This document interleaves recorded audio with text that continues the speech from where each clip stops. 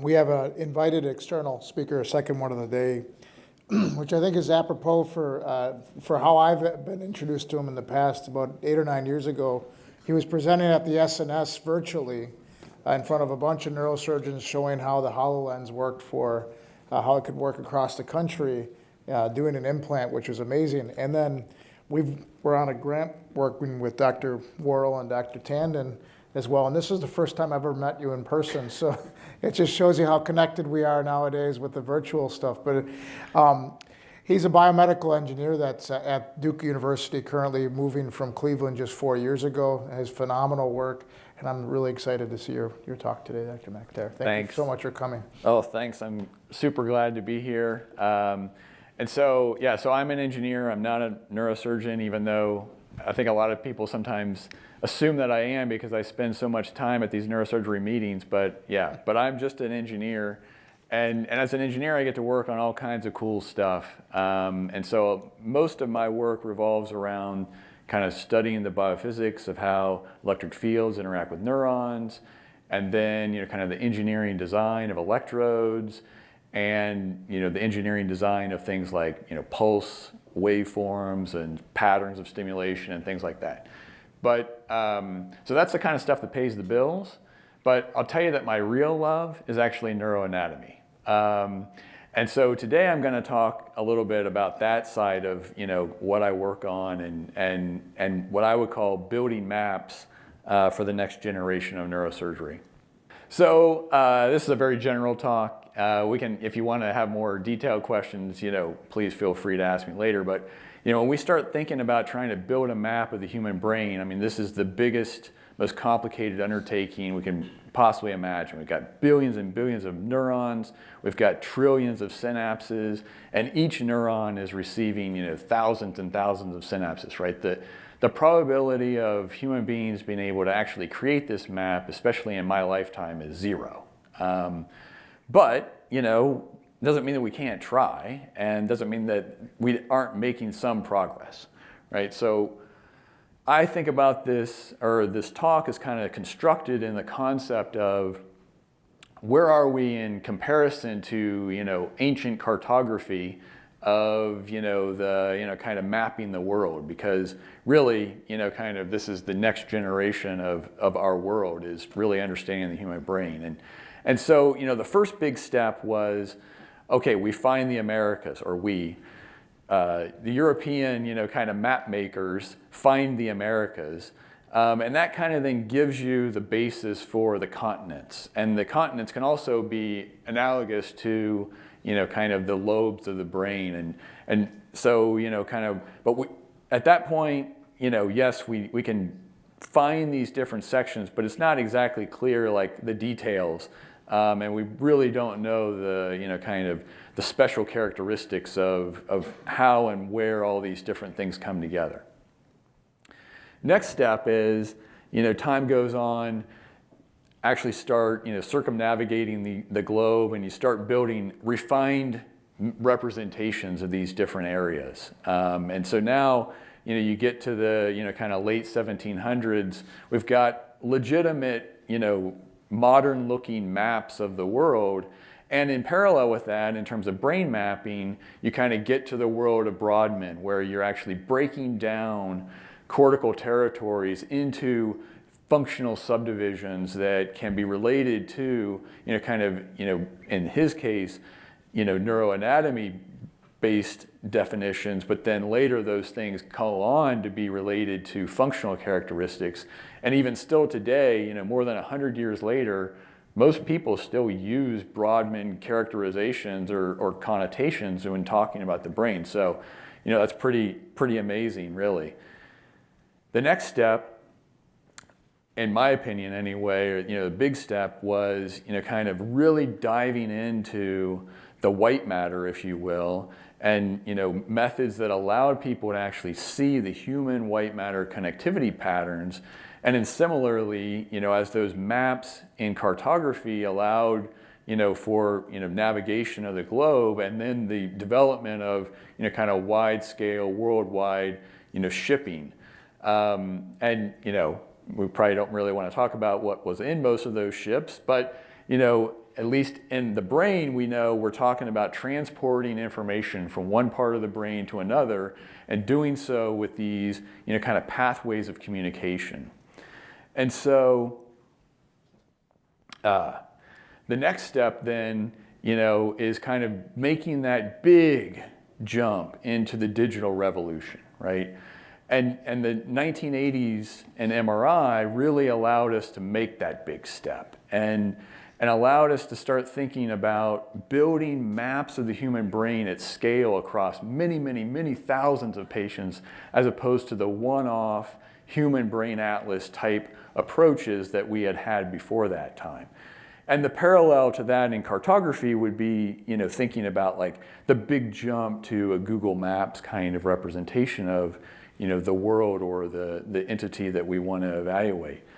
But we're nowhere near, kind of Google Maps level technology in, what I would call our current understanding of human brain mapping. So, but the concepts are there, and Dora already, kind of gave a little example of this, and I think that it's very much in line with this, right? So, this is a talk that I normally give for donors at Duke. So most of those guys come from New York City because, that's where all the financial people are. And what they want to do is, how do you get from New York City to Durham? Well, we now have techniques that allow us to, kind of map that process from, you're going to take this massive superhighway, Interstate 95, that's going to get you from point A to point B. And, over the last, few decades, we've really kind of gotten to that concept anyway in human brain mapping using the techniques of diffusion weighted imaging and tractography-based reconstructions of some select pathways in the brain. So, for example, these little blue lines connecting mostly, kind of the hand area of motor cortex down through the internal capsule and out into the, kind of brainstem. So the concepts are there. We'd love to be able to make that happen, but what we still aren't really able to do is do that in detail across scales, right? So, in Google Maps, you can go all the way from, the whole world view to zoomed in to, satellite imagery of Duke Chapel, whereas, we can't do anything even close to that in the human scale in terms of mapping their brains.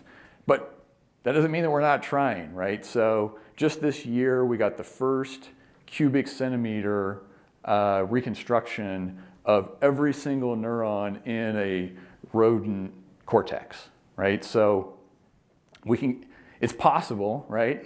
That costs many, many, many millions of dollars to build, but the point is that it's possible, right? And so are we ever going to be able to get to that on the human scale?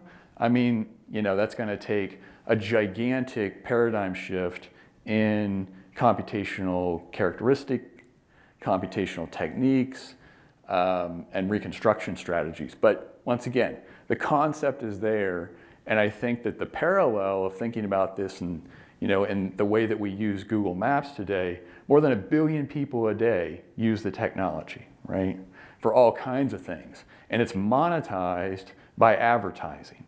Right, so someone has to be able to make money off of it to be able to support the point of building in the first place, right? How are we going to make money off of these giant human brain maps? Well, we're going to solve all these neurological disorders because we got the map, right?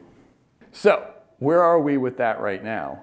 One of the things that we've been trying to do is it's supposed to be a video, I don't know why it's not playing, but one of the things that we've been trying to do is take that kind of concept of building these maps, but then put them into the context of there's some things that we can get in human imaging that'll give us the right, kind of ballpark, but it's not good enough in terms of my opinion of actually representing the real neuroanatomy. And the only way that you can get there is to integrate, kind of these kinds of visualization techniques with real neuroanatomists who actually have the real histological data, right? And so this video kind of was designed to give you a picture of how we kind of go about that process. And so you take these old school neuroanatomists and you put them into the context of modern three-dimensional brain atlases and kind of pathway or pathway reconstruction techniques to actually then build these next generation of brain maps. Once you have kind of these next generation brain maps, then you got a tool that you can take to the neurosurgical community and actually think about how you're going to use that in a prospective surgical planning kind of opportunity, right? So the guy in the blue suit there is Samir Seth. He's a neurosurgeon at Baylor.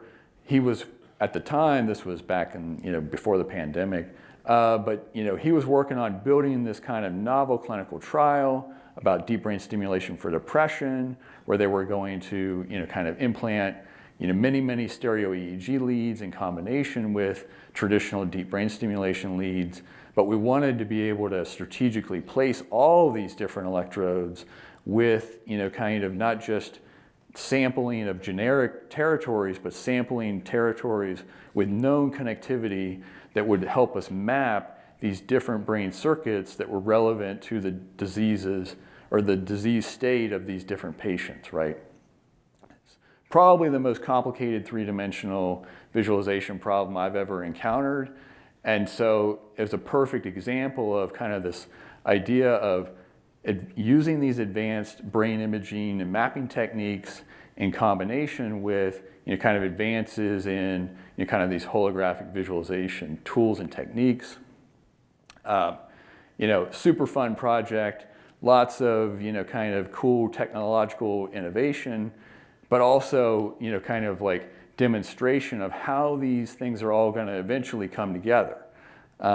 So you've got kind of these let's call them prototype brain maps that you could be making on a patient-specific basis that are kind of guiding your surgical decision making. Then there's a whole other super fun engineering challenge of how do you take that kind of information and actually integrate it with real life surgical robots so that the things are going to go where you plan them to go. And then there's the actual physical deployment of that kind of surgical planning goal. So, we know that this stuff can work, right? We've done the first proof of concept demonstrations of these kinds of things. And even on a more simplistic level, this field, really kind of got its kind of push in deep brain stimulation for depression. In this example, kind of project area of subcallosal cingulate DBS, long-standing collaboration between my group and Helen Mayberg's group. We kind of proved that this concept of, kind of pathway-guided, or people now call it connectomic, stimulation strategies could basically revive a dead therapy with these kind of novel surgical targeting strategies to then go from less than 50-50 responder rates to greater than 75% responder rates, right? So small nuances in just how you get the electrodes in the right place and stimulate the right circuits could make a dramatic difference in the clinical viability of a novel therapy. Okay, so we know that these things can work. It's very popular in the scientific literature. People love to write papers about this stuff. But, the reality is, we still have a very long way to go. Most of the things that we see right now in the literature are all things that I would call them very weak correlation-based analyses that have very little scientific foundation behind them. One thing that these last two talks that we saw, that's the closest thing that we're getting to real science and mapping these circuits, right? But most of the stuff, people are trying to make these, kind of loose correlations between the things like the stimulation parameters and some kind of outcome measure. But, what I really want to figure out is I want to understand how does the stimulation actually translate into a functional biophysical neural response. Then I want to couple that with the real brain connectivity derived from, kind of histological based knowledge of brain circuits. And then I want to be able to really understand the clinical outcome measures. Now, we've been working on this for a long time, like 20 years, and it's a slow go. But someday we are going to get to this. This is the real goal. The real goal is you're going to be able to go back to the true engineering-based optimization of the stimulation parameters, stimulation location, and do it based off of fundamental physics and fundamental physiology understanding of the system, right? We're not there yet. We are going to get there. Okay, but we are faced with, kind of the next generation of questions and the next generation of challenges really need these kinds of, advanced tools. We've kind of done everything we can with the simple, crappy tools, right? The next step is how do we actually build, kind of these predictor functions for neuroresponse that actually are able to characterize things at the level that we want to understand them. So those are like, kind of, electric field models of the stimulation, better understanding of the micro neuroanatomy of the neurons that we're trying to modulate, better, kind of biophysical models of the ionic currents that we are manipulating, right? These are things that are, kind of tough basic science challenges that still remain to be, kind of solved. Okay, and then on the brain connectivity side, we've got huge initiatives happening across the globe now. Really kind of got its start with the Human Connectome project about 20 years ago, big impact, but now we've kind of reached the limits of that kind of data.